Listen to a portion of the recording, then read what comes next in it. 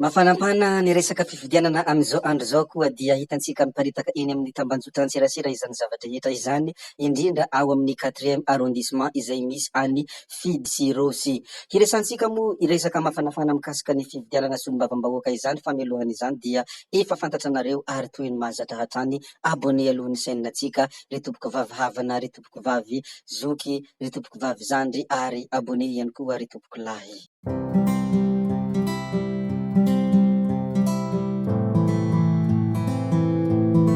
Jerevantsika moa izany zavatra malaza izany sy zavatra miteraka resabe ao amin'ny Facebook. Nanao fanambarana ny compte-ny Rafidimanina Desire na hoe député Fidy ny hoe miantso anareo seni fa misy ireo mitady ny fika hanao provocation hanakorontana ho izy. Rehefa nivoaka io publication io dia nikaptureny député Rosy avy hatrany ary nanao fanambarana ihany koa i député Rosy ny hoe tratra ato Anosibe ny mpikambana TMH hoy fanambarana izay nataony Rosy miaraka amin'ny karatra marobe sy bulletin précoché hoy izy hatrany rehefa nanao fanambarana.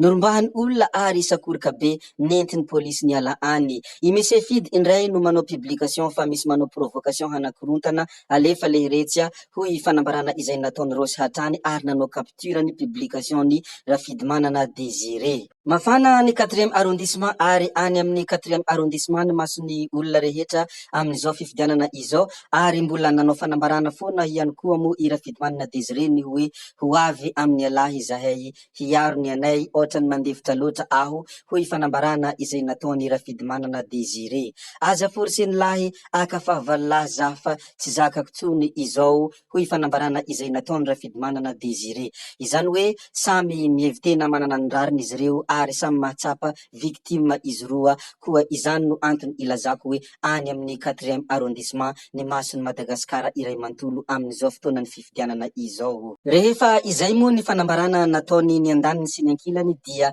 nisy fanambarana izay nataony Rosy ihany koa ny hoe sady fanentanana moa izy ity no fanambarana ny hoe ho any rehetra esorina ny akanjo mena manomboka amin'izao ora izao aza misy manao teny namarika ahalalana atsika mihitsy hoy izy. Hamafisina ambonimbony kokoa ny fiambenana samborina dia iantsona polisy ary tsy mikasy tanana dadilahy Paoly. Averiko akarila ny fiambenana hoy Rosy sambory dia antso polisy ireo bandy mitangorona mitondra karapanondro sy précoché ireo. Izany ny fanerana sy fampitsiahivana ary fanambarana izay nataony Paoly. Araka izay efa nolazaiko teo moa dia mafanampana ny raharaha amin'ny ity resaka fifidianana solombavam-bahoaka ity ary rehefa vita ireny fanambarana rehetra ireny dia ny kelikely dia nanao fanambarana ihany koa i député Paoly ny hoe miantso ny mpanao gazety sy ny lanceur d'alerte sy ny mpanaramaso ny fifidianana eo anoloan'ny eglizy katolika mahamasina ny kandida rehetra apartao hoy fanambarana izay nataony Paoly. Ary rehefa niona tamin'ny mpanao gazety moa i député Paoly ny zavatra noteneniny voalohany ny hoe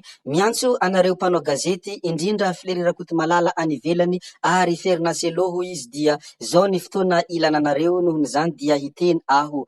Ary Filery raha teo moa dia mandray andraikitra be ao amin'ny tambanjotan-tserasera amin'izao sika miteny izao indrindra nanomboka ny fifidianana dia efa mihetsiketsika ny Filery Rakotomalala manao ny asany satria tena mba tia miady amin'ny zavatra izay heverin'olona tsy rariny koa iny zokibera lehilahy iny. Mialohan'ny hidirantsika amin'ny hafatra izay nataony Rosy rehefa nitafatafa tamin'ny mpanao gazety ny tenany ndeha aloha hidirantsika ny fanambarana maromaro izay nataony namana Filery Rakotomalala tao amin'ny tambanjotan-tserasera ary rehefa vita ny filazana ny zavatra izay nolazainy Filery Rakotomalala dia holazaintsika ihany koa ny tafatafa izay nataony Andriamatoa Hajena Paulbert Rosy Rahasimanana.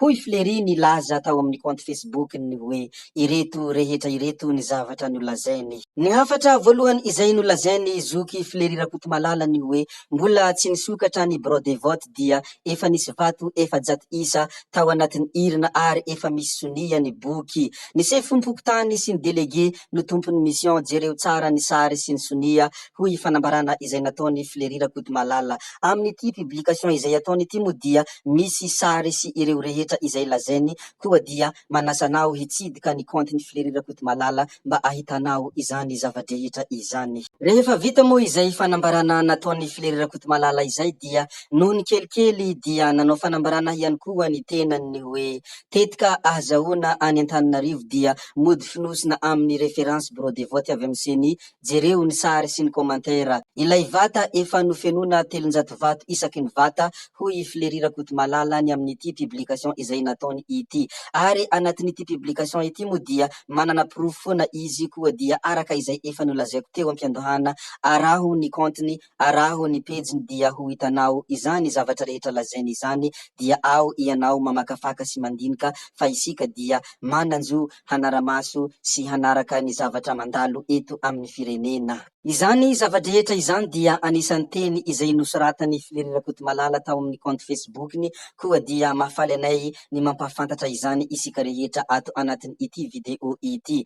Ary tsara ho tsehivina ihany koa, tsara ampahafantarina ianareo rehetra mpanaraka an'ity chaîne ity ihany koa, dia nisy teny izay nataony Flery Rakotomalala hatranony hoe arahamaso sefo fokontany Anosizato Ouest, itovo alefaso ity ny sariny ho aseho eto, ary hitany vahoaka izany rehefa aseho eto hoy Flery Rakotomalala. Sady misy capture WhatsApp ao anatin'io publication izay ataony Flery Rakotomalala io, ndeha ho vakintsika kely izany capture izany. Toy izao moa ny soratra ao anatin'io WhatsApp io: fokontany Anosizato Ouest, i olona mamo marobe mitondra photocopie ny karapanondro hifidy ary tsy ekeny délégué fa ekeny tovo lehibe ny fokontany hoy ity zavatra misy anatin'ity WhatsApp ity. Sariny tovo alefaso hoy Flery Rakotomalala, ka izany no antony anaovany ity publication ity. Nohony zany dia mafanafana ny raharaha ary tena maro ny zavatra izay andrasan'olona amin'ity fifidianana ity, fa ny zavatra tena ilainy maro dia tsy misy afatsy ny hoe zavatra mangarahara, zavatra marina ary zavatra madio. Zay moa ny mikasika ny fanambarana izay nataony Flery Rakotomalala. Ndeha ary idirantsika ny resaka izay nataony Rosy rehefa nitafatafa tamin'ny mpanao gazety izy. Toy izao moa ny zavatra izay nataony: nanao fanambarana ifidy ny hoe hihetsika amizay izy fa tsy zakany ny zavatra ataony Rakoto sy zavatra ataony Rabe. Tsy haiko iza moa le Rakoto sy Rabe hoy Rosy, fa ny zavatra fantako raha ohatra hoe zaho dia hanao plainte aho pour menace de mort hoy député Rosy Rahasimanana. Manao plainte aho pour menace de mort satria mitady hamono aho ary fidy mianakavy. Izany ny fanambarana izay nataony Rosy rehefa nitafatafa tamin'ny mpanao gazety. Nohony zany dia eto isika mitazana, eto isika mijery ny zavamisy, eto isika mijery ny tohiny ity tantara ity. Ary anisany hafatra izay nomeny Rosy ihany koa ny hoe izaho na lany na tsy lany dia tsy raha rahiko izany, fa ilay zaho ampitahorina mihitsy no tsy mety amy toetriko ary tsy levony vavoniky hoy fanambarana izay nataony Rosy. Eo ihany izany tsy levony toetrako sy tsy levony vavoniky izany hoy Rosy, fa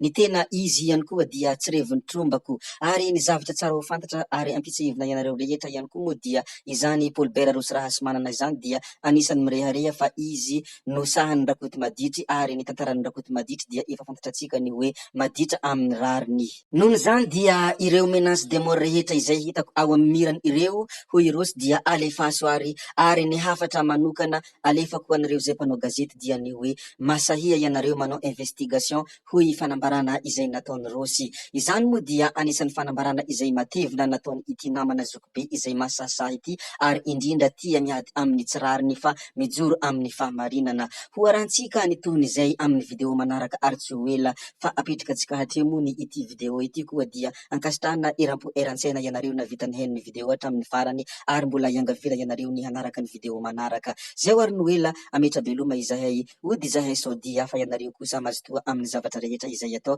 Veloma vetivety fa tsy hoe veloma mandrakizay gaby oye. Tsao tsao.